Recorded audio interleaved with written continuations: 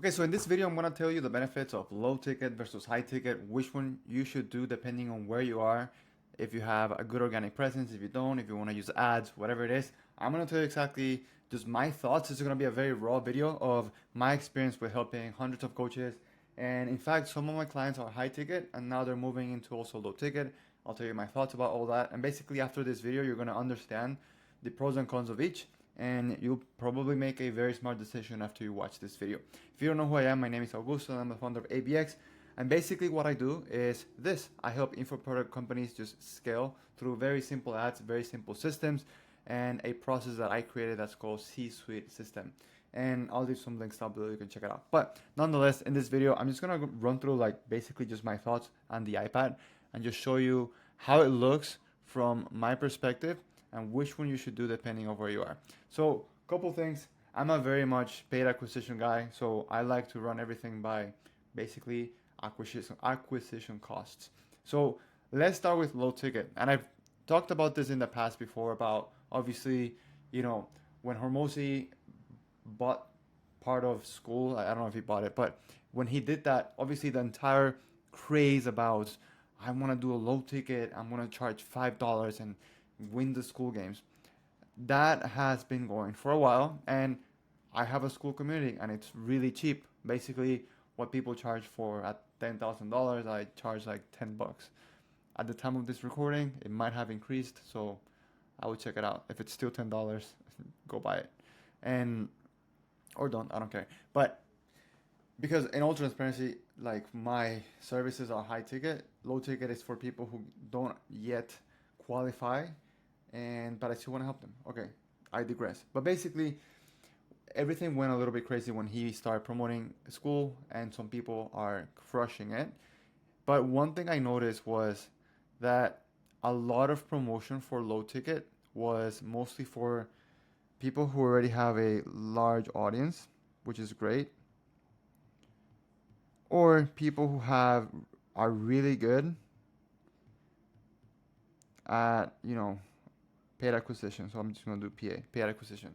Okay, so those are just my thoughts. Now, if I'm very open and honest about what my goal is. So right now I'm working towards getting to $100,000 a month profit, and for me to get there through low ticket, it's very hard.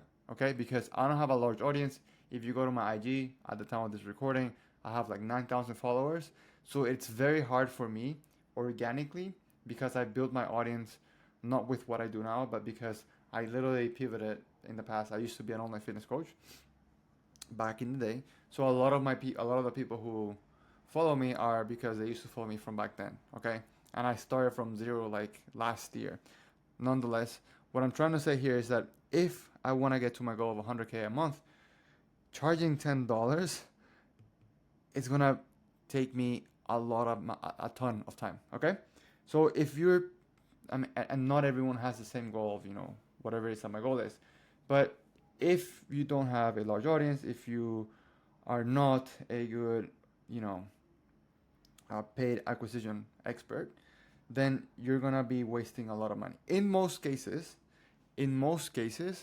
so I'll give you the example of my client, right? So my client, they're in Latin America. So in Latin America, I say this because I need to put it into perspective. So they are making, so with me, they almost, I want to say almost tripled their business. So I'm not going to say their name so I can share more details, but basically what they're doing now is about 30K. So they're in between, let's just say 20K a month, okay? And that in Latin America is a good amount of money in dollars. So this is dollars, okay? So that in Latin America is a good amount of money. They're doing well, and they have a team as well. And they have a big following too, like hundreds of thousands of followers, a great YouTube, great IG, they go viral all the time. So because their situation is very specific, in which that to sell something that's very high ticket in Latin America, it's harder than to sell something that's high ticket in the US, just because, most of the people here don't have the capability of using credit, using loans to buy into, high ticket stuff. So it's a little bit harder. So customer acquisition for high ticket services it's very hard, right? So their lead to conversion is not the same as somebody who is in the US and it's already established like they are. They're very established. Okay, so the plan is that now that they're around hovering around 25K and we're working on their sales so that we can improve sales close percentages so that this can easily go to 35 to I can't type 35 to go 35 to 40K. Now what they're doing is, and if this is your situation, then I would consider doing low ticket as well.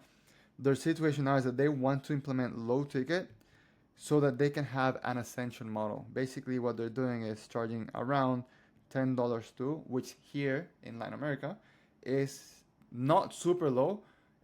But it's still an impulse buy, so it doesn't really matter. But what they're doing now is they're implementing some sort of low ticket ascension funnel so that they can put people into the high ticket, which makes sense. But if you're somebody that you're in the U.S., you're in a country or industry that's in dollars, and you don't have a large audience, you don't have, and that's, I'll go on a tangent here. I saw this on a group on somewhere. I saw it somewhere. This guy made a good argument. I'm not gonna name him because he's known in the industry, but he basically said, I haven't seen a very good, profitable, low ticket school group that doesn't have a really large influence, a really large following, or they're known somewhere for something. And I looked over all the leaderboards and I couldn't find, maybe out of 100 of those, maybe two or three, and maybe I'm wrong, you can correct me if I'm wrong, maybe two or three are completely like they started from zero, right? Which, I mean, it is how it is, okay?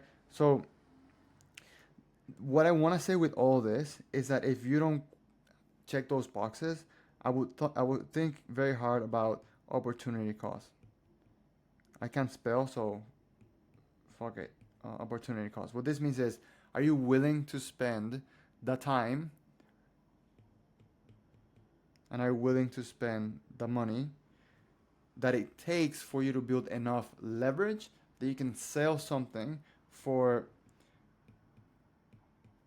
$10 and still 10 to I think it's 10 to 30 maybe some people charge like $7.99. Are you willing to take the time or the money effort to run ads? And even if you run ads, you have to be a very good marketer or a very, very, very, very, very complex niche that's only you competing and it's a blue market. But even with ads, if you're really good, maybe you can do self-liquidating ads where you're basically breaking even in the front end and then making money in the back end. Meaning, if you're selling something for $10, maybe your CPA, cost per acquisition, is also $10, but everything after that is just pure profit. But even still, it's $10, right?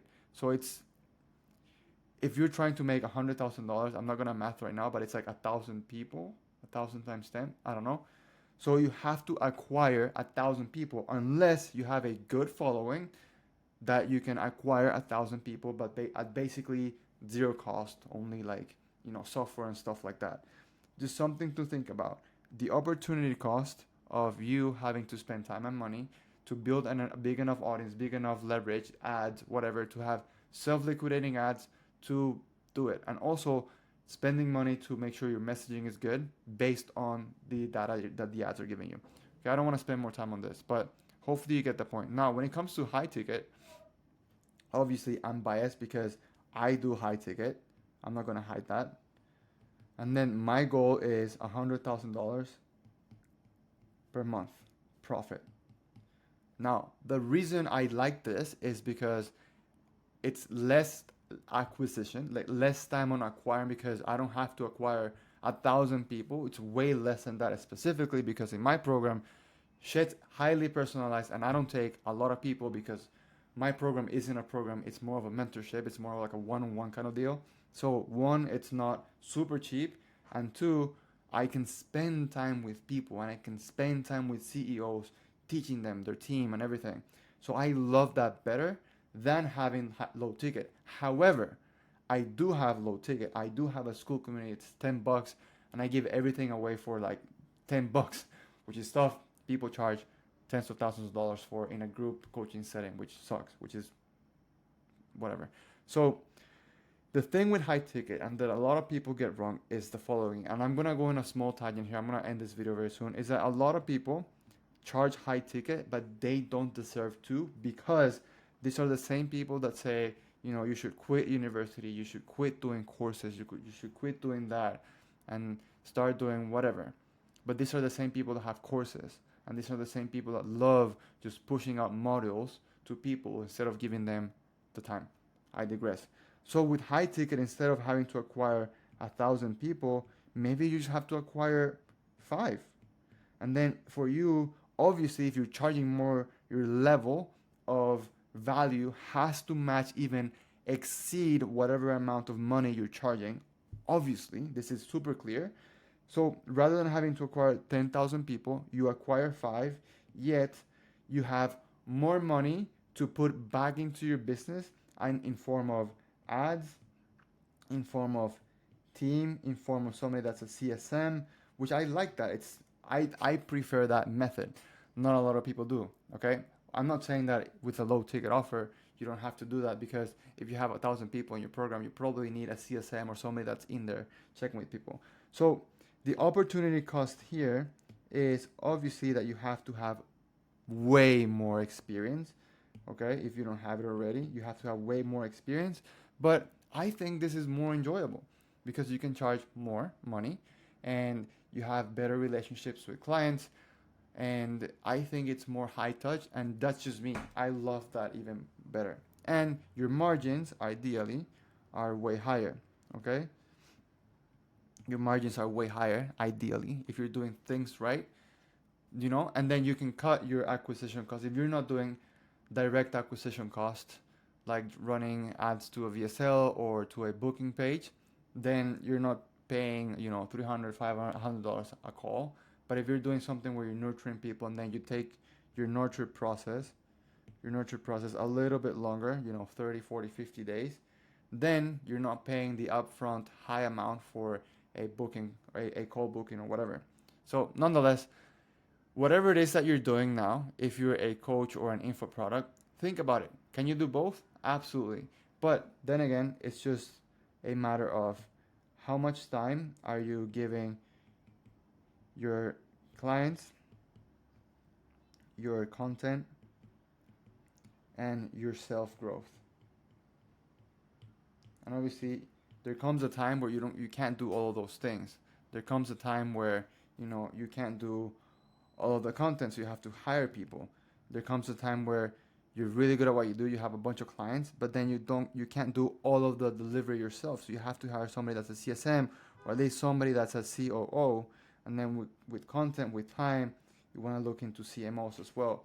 And when it comes to self-growth, ideally you have somebody that takes away from your plate stuff that usually a COO takes, so like the vision, or the boring stuff of business, like automations and stuff that you can take off your plate so that you can grow to become a much better leader, a much better business owner.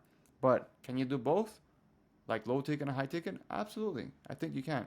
For now, what I recommended my clients and what I did to this specific client is I told them specifically, now that we have a cadence where we can be sure that if we improve a couple things, then we can get to comfortable 40K months, then having some sort of essential model with a low ticket makes sense. But for other of my clients that are also high ticket, for now, it's full leverage, high ticket, full leverage, high ticket. And if you want to do something like a self-liquidating offer, that takes expertise too. And I'm not saying it's impossible, but it's all about opportunity cost. It's all about where you're going to get your time to, all in all.